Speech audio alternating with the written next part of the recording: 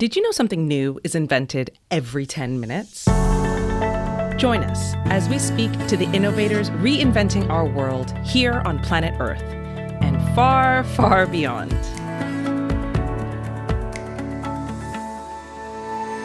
Welcome to GTWN Now, a podcast brought to you by the Global Telecom Women's Network and sponsored by CMS Global. GTWN Now introduces the movers and the makers at the cutting edge of technology who are committed to keeping us all connected.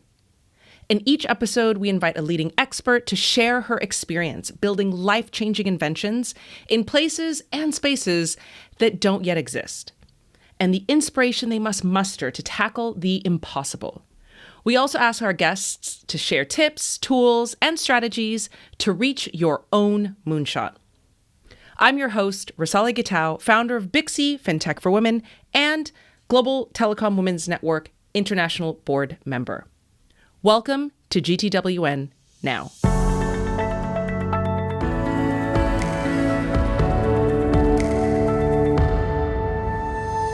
I am so pleased to be able to be interviewing and to be having this podcast today with Victoria Hernandez Carcarel. And, Victoria is the president of GTWN Europe. She has been in senior positions with Orange, with BT, with Belgacom Proximus, and that is very relevant for the topic that she is going to be talking about today and that she has written an essay on for our Mobile Century magazine. So the topic is governing the invisible, connectivity, dependency, and strategic autonomy. And what I think is very interesting about Victoria is that besides having all of this experience and expertise with physical telecommunication networks, she has evolved now in about the last decade, I think, to much more far-reaching questions concerning corporate leadership, governance, venture investment. She is currently serving on the boards of listed and private companies, strengthening governance and strategy across telecoms, banking, mobility, and industrial technologies. She's a member of the board of the European Innovation Council, which I happen to believe is probably the agency or the organization within the European Union that really is making an impact, and it is contributing to the strategic orientation of the European Union's flagship instrument for breakthrough and deep tech innovation. She's also advising the European Commission on the design and governance of innovation programs at continental scale. Last year, when we did our Mobile Century magazine, she was the one who came up with our theme, Digital Humanism. And she is also very actively involved still today in digital humanism and has published essays on how AI, governance, and human agency can be aligned in the age of disruptive innovation. So it is with great pleasure that I am now going to turn the podcast over to Victoria and to kind of pose the first question, which that is that in your essay on governing the invisible, connectivity, dependency, and strategic autonomy, you argue that connectivity, rather than individual technologies, has become the decisive strategic layer. What gap in current executive and policy debates are you trying to address with this framing? Well, first of all, Candace, many thanks for interviewing me and taking your time. We have debated, you and I, many of these subjects together. Basically, what motivated me to write the essay was identifying the growing disconnect I kept seeing on how we talk about the strategic technologies and how power actually operates today. We debate AI, semiconductors, energy, quantum systems, as if these were separate races with separate winners and losers. But in practice, all these technologies depend on the same underlying condition, connectivity. Connectivity, which I have defined it as the invisible threat, because it's not so visible, okay? Basically, connectivity, we know that this is what allows intelligence to circulate, energy systems to coordinate, industries to scale, and institutions to function. And yet, it is still treated as a background infrastructure, technical, neutral, almost invisible. And my argument is that this is no longer tenable. Connectivity is where geopolitics become operational, and it is where political decisions translate into real systems behavior. So this essay, this reflection is an invitation, in fact, to shift perspective away from celebrating innovation in isolation and moreover towards understanding the dependency, exposure, and governance, because in the world we are entering, which we cannot ignore, the leadership is no longer about who moves fastest, but about who remains able to act when systems are stressed. And that ultimately depends on how well we govern what I've called the invisible thread that holds everything together, which is connectivity. Yeah. So this is very interesting. You know, I've just come back from the World Government Summit in Dubai, which by the way, I think is a much nicer platform than Davos, you know, which has so much bling and everything. Here it was really very, you know, the Russians, the Chinese, the Middle East, everybody was there. And one of the big topics, of course, Victoria, was sovereignty. And yes. And what was interesting, and what is very interesting in your essay, is that one gentleman, the president of the ICC, the International Chamber of Commerce, you know, begged to differ because his big thing, of course, is global trade and multilateral trade. And so his big thing was saying not sovereignty, but interdependence. And this is the theme that comes through very much in your essay. And so I would be interested to hear, and I know our listeners and viewers would be interested to hear how you are seeing this question of sovereignty and how your approach of this invisible thread can hopefully solve the problem of sovereignty. Well, it's very intimate and they're interrelated. And I think it's something to highlight, first of all, is that sovereignty and autarky are different things. Autarky implies, and I think it's important to start making such difference. Autarky implies self-sufficiency, the idea that a country or a system can or should produce everything on its own. And in today's technology and economic reality, that is neither feasible nor desirable. And modern societies are structurally interdependent, supply chains are global, the standards are shared, and infrastructures are deeply interconnected. So sovereignty, in contrast, is about agency under interdependence. So the word interdependence, it's part of the definition, but it's about agency. So it is a capability to decide act, and recover without being coerced or paralyzed to external dependencies.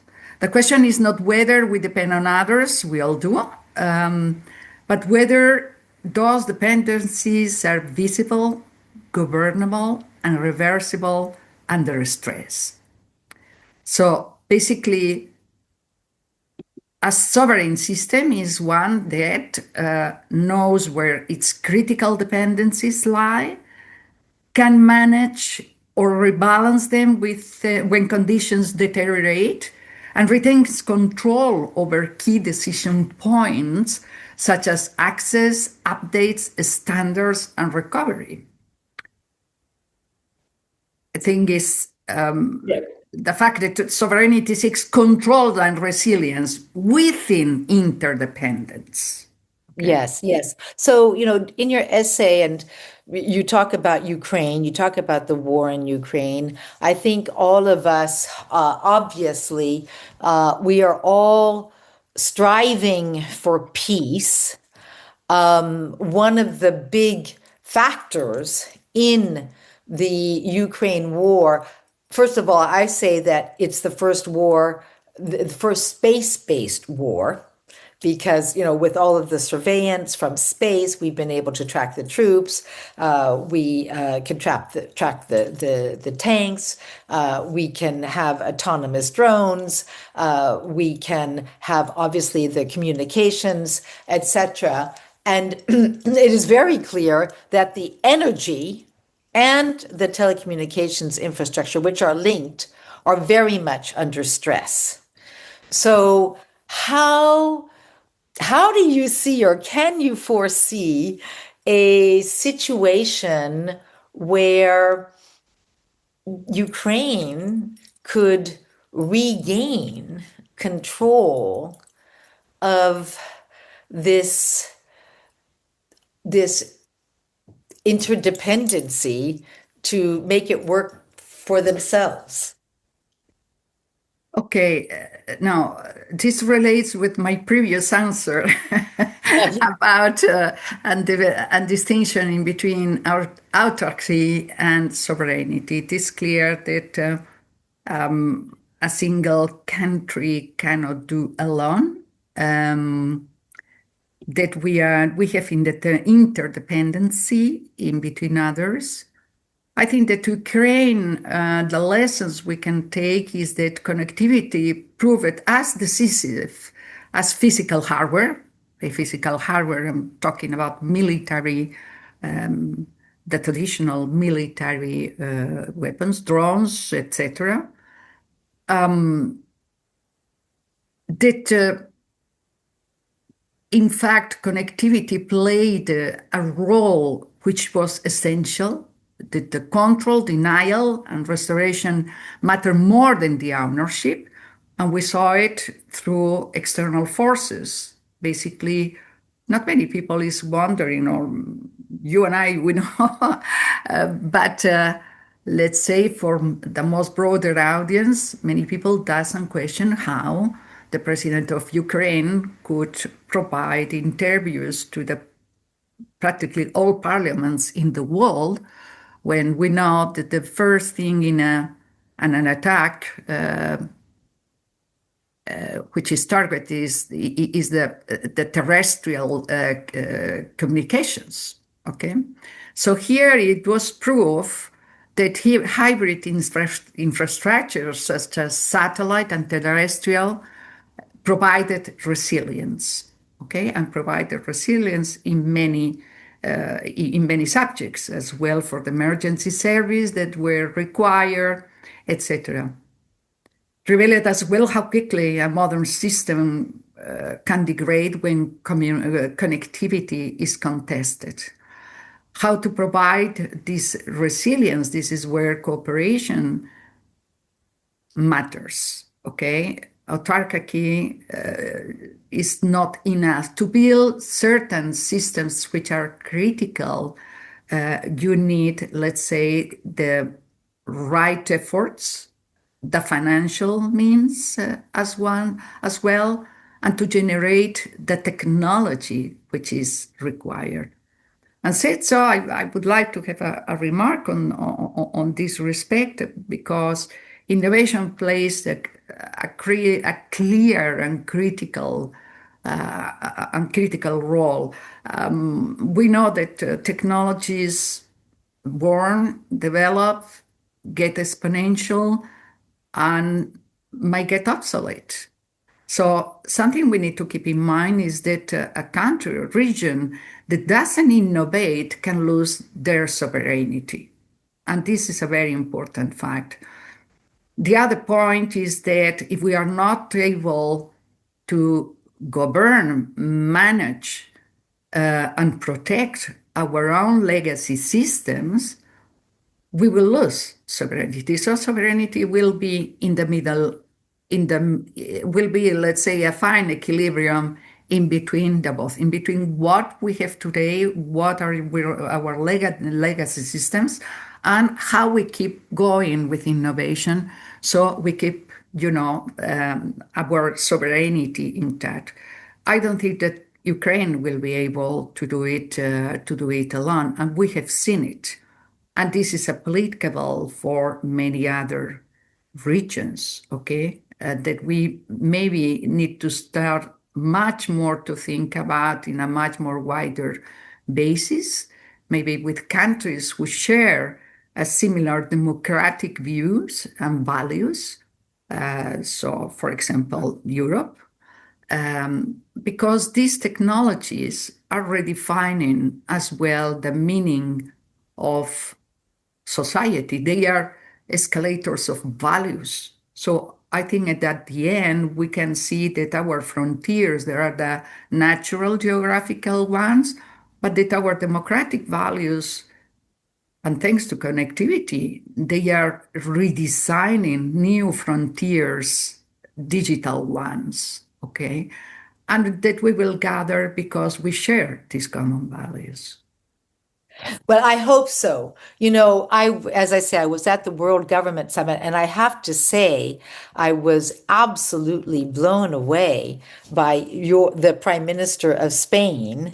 He came out with this coalition of the willing, which was basically to bring together the governments of Europe to fight for security online, trust online, child protection online, truth online, etc. And I think it's very exciting. But that then brings the question, Victoria, and you write about it here in your wonderful essay. You say that connectivity is where geopolitics becomes operational.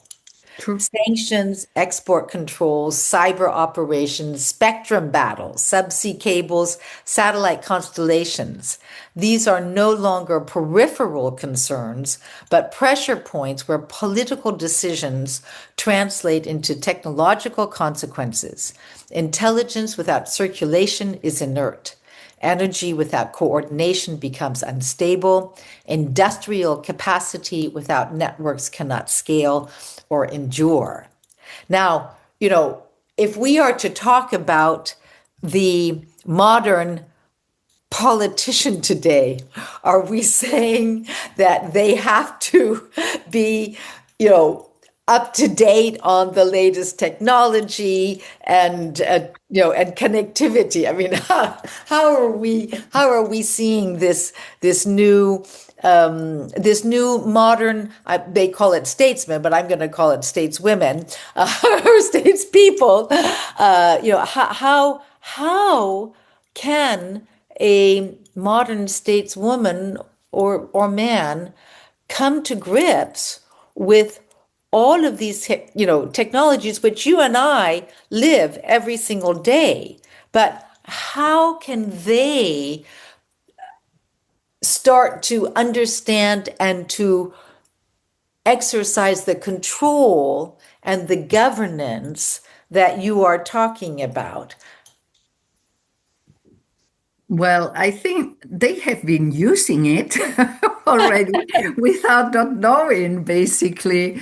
I think that the question I wanted as well to highlight is the fact that all these technologies have been in cohabitation together, but we were focused on a seamless, we thought about interconnectivity, seamless operations, but the world has changed, and this is the major shift we are witnessing, where our these are not objects. We could talk about telecom systems, electricity grids, etc., in separate manner.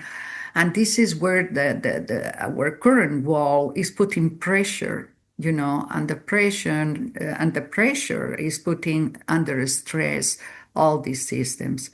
I think that probably all our governments, they do not need to be technologists, but they may have an understanding on what these systems, which are not object or individual anymore, you see, the usage and leverage that might have into implementing political decisions. And we are seeing it every day. So you know perfectly that you do not need to understand how they work. They need to understand which the possibilities are, and as well to measure the risk. This is all about governance, you see, and having a broader view about the cascading effect. Let's say the big question with these systems, and if we take, there are two for me that are essential because they are gravitational, is energy systems and connectivity. Both of them together are gravitational. All the rest might fall in cascading effect. So what they are seeing is that we are having systemic risk, which afterwards affects the population. And maybe the Spanish prime minister, knows very well, because last year in 2025, we had a major power failure in Spain, Portugal, little bit south of France, etc. And I happened to be in Barcelona for a business trip this day, so I saw the effect in the population. We were talking about the war in Ukraine, but in fact, it's enough that you provoke an interruption for mirroring the warfare situation into a civil society, which was in peace, basically, because everything stopped. Cash become a way again, the currency, digital payment systems, transport interrupted, panic in the population, things that we never thought.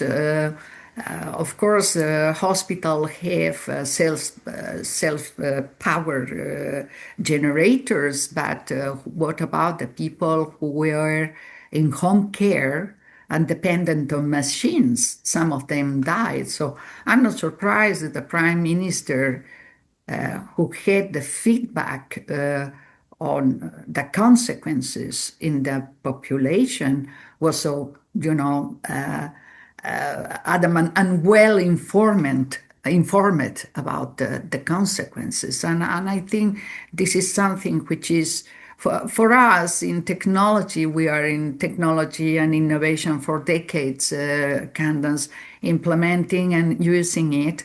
But let's say that with the tensions that we are living, the consequences are being much more visible and tangible in our societies and for our governments. Okay. Absolutely. And here again, I'm just reading this incredible essay, that you have written, and the ability, at the end of the day, it is the ability to, design resilience. I think this is, you make this very, very clear about Resilience by design. resilience by design. Resilience by design. Yes, yes. And also, the I was recently in the United States, and we were talking about, interoperability between countries' systems, so that if a country has a failure either in their energy or their telecoms, grids, that another country can come and help them. But of course, that means that those systems have a certain degree of interoperability, which here again, in worlds where we're talking about sovereignty, does sovereignty mean silos, or can it mean, interoperability, and as you have also rightly pointed out in your essay, standards? So how are you seeing this interoperability play a role in the national and international governance? Well, that's a very interesting point, and I'm not going to say that it's going to be easy to implement, but let's say that the recent experience are pushing societies to find out common grounds of agreement. In reality terms, what we are identifying is that, as I said before, is not in telecommunications. We have been working on interoperability already for decades. Yes. And we know how to build alternative routes, resilient systems, etc. But let's take the example. We thought that maybe our power grid was sustainable, and we never considered that maybe we should have into talks not just the interoperability of different telecom operators, but what about the power that needs to keep them up and running, despite the fact that we may have self-power generators for antennas, but we know that this has a limited life. So what I see is that the same way that with telecom operators, we need to agree at a point in time how we interoperate, how we use others' infrastructure for resilient, for alternative routes, for best cost routing, etc. We now to think upwards in terms of, okay, what about the energy grid, transport, etc.? And thinking resilience much more on the upper layer of the full systemic for a society. And saying so, we could see as well that what provided as well, for example, in the blackout in 2025, for Spain to recover easily, much more quickly, was as well the interconnectivity with countries such as France. Therefore, we might need to think, and governments must think in the future, not just in the seamless mode, not in a scenarios as it was in the past, but in failure modes. What happens when everything fails? Okay. Yes, yes, yes. And I think this is, here again, something that you point out very succinctly, in your essay, that,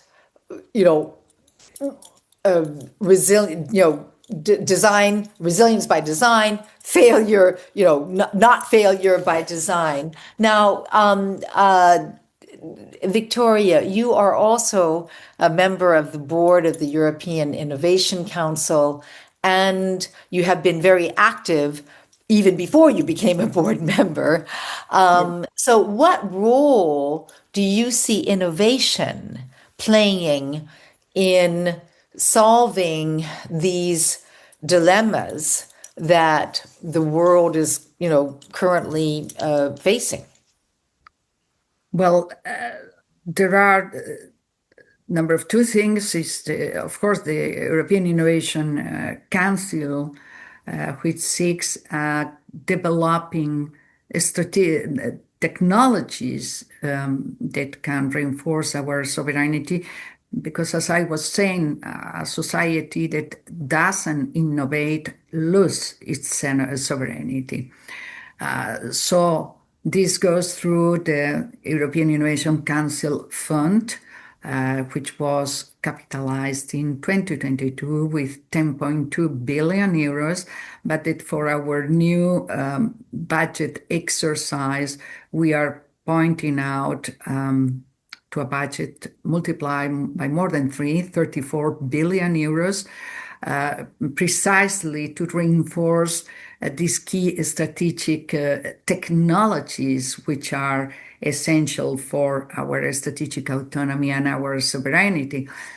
This is one aspect. So it's not just, innovating, is providing the financial conditions for this to happen. And on the industrialization side, how to make the step, from innovation, disruptive innovation, key strategic innovation. Then we created STEP, the strategic technologies for Europe platform, which are tickets that can go up to 30 million in capital rounds of 120, 150 billion, which is already the industrialization step. The other instrument being created, but this is of private nature, is the Scale Up Europe Fund, which is now imminent to enter into operation. It will be on this springtime, which is a public-private partnership, meaning that the European Commission is apporting funds, but just as an LP, as an investor. And we have a table of private institutions, Europeans one, contributing to the creation of this investment fund, which is aimed to support and to, let's say, capitalize these sort of technologies that we are talking about. Victoria, can you just identify once again or enumerate once again those strategic technologies that the European Innovation Council and Fund are really focusing on? Yes. So we are talking about new space, including satellite communications. We've talked about the importance that is have and connectivity, quantum computing, and of course it includes post-quantum cryptography, etc., cybersecurity. As well, we are talking about everything which is related with energy and clean energy generation. We have talked very much about the current systems, but we need to think about future generation of power, which is based on clean energy. So, for example, fusion plants. We are talking about new materials because we know that there is a high interdependency for the development of a specific hardware components which are dependent on rare earth materials, so which can be the substitute ones, that could in the close future, provide, in one hand, not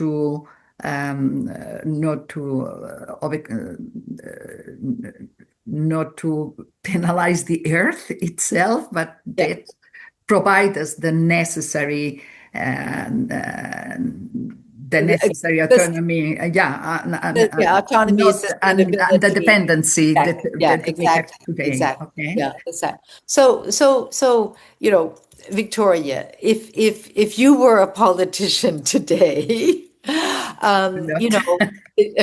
or if you were advising politicians, which you are, in the various roles that you're playing, particularly at the European Innovation Council, is there one strategic warning that you would want to give decision makers as they go forward in their governance? Well, I would say that strategy today is about designing resilience before crisis happens. Okay, I think this is the message that I would give today. Technological leadership without control of connectivity is, by the way, an illusion. So this will be my strongest messages today. And that the invisible threat must be governed, not assumed.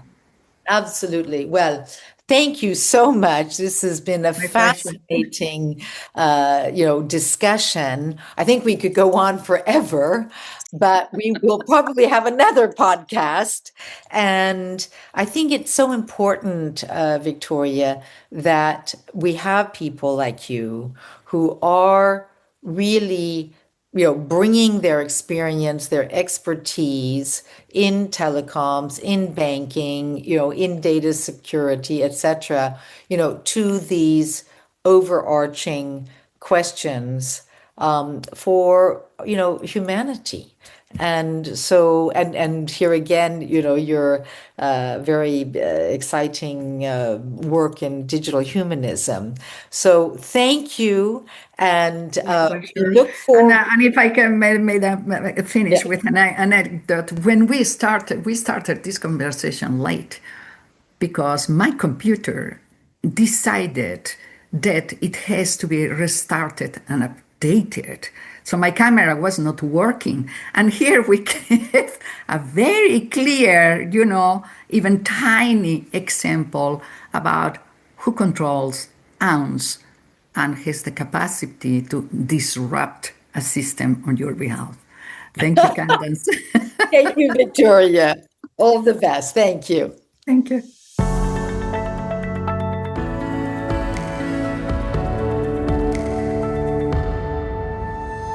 I want to thank our guest for joining today's episode of GTWN Now, and give a big thank you to our sponsors, CMS Global, for making this episode possible. Today's podcast will be available on our website, gtwn.org, Apple Podcasts, Spotify, and wherever else you get your podcasts. Don't forget to hit the subscribe button so you'll be notified when new episodes drop. I'm your host, Rosali Gitau, GTWN International Board Member, wishing you a week of wonder.